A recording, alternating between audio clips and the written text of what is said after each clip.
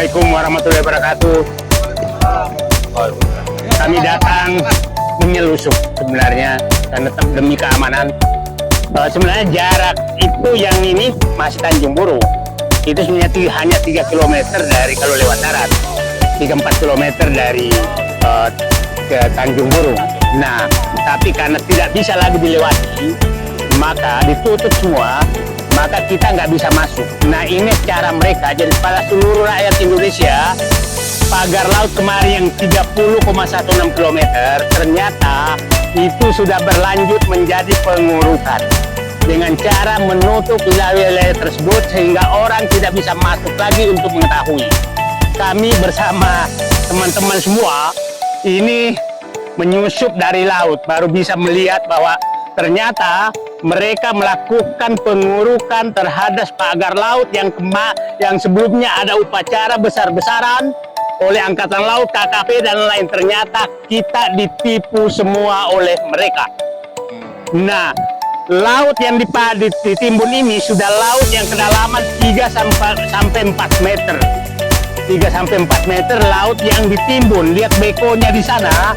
Nah, itu sedang berlangsung. Jadi sepertinya tidak dicabutnya bambu-bambu kemarin itu adalah tetap menjadi batas daripada pengurukan laut oleh PIK 2. Nah, jadi Bapak Presiden dapat dikadalin oleh anak buah Bapak, mungkin termasuk Gubernur Bapak yang dari partai Bapak Gerindra, Andra Sonick.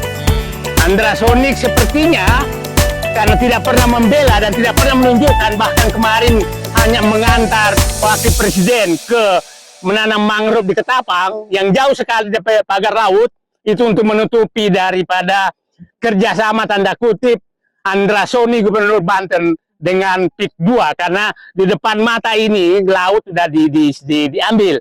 Nah, jadi sepertinya Bapak Presiden coba periksa orang-orang dekat Bapak. Kelihatannya ada yang sedang menikmati aliran kebasahan dari PIK 2 sehingga mulutnya semua tertutup. Dan saya mungkin juga orang yang paling dekat Bapak, salah satu orang paling dekat Bapak itu juga sepertinya harus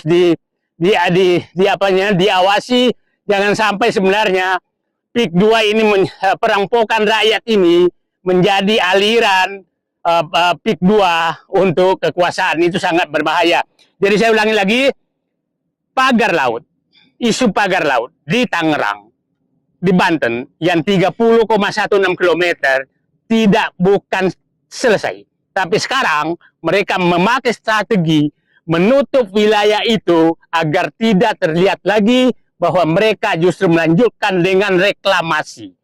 Reklamasi tanpa sepasti, mungkin tanpa izin, tapi sepengetahuan.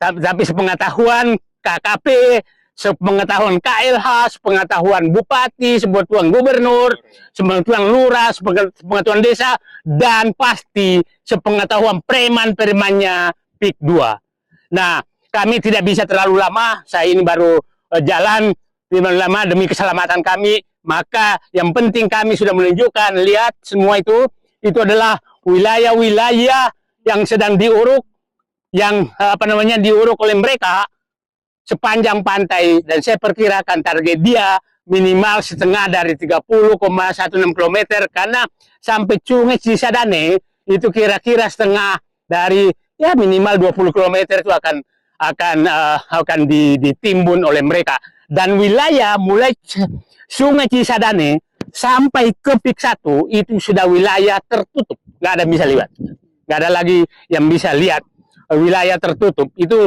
memang 20-an kilometer tuh. Nah, wilayah tertutup inilah mereka bekerja dengan senyap.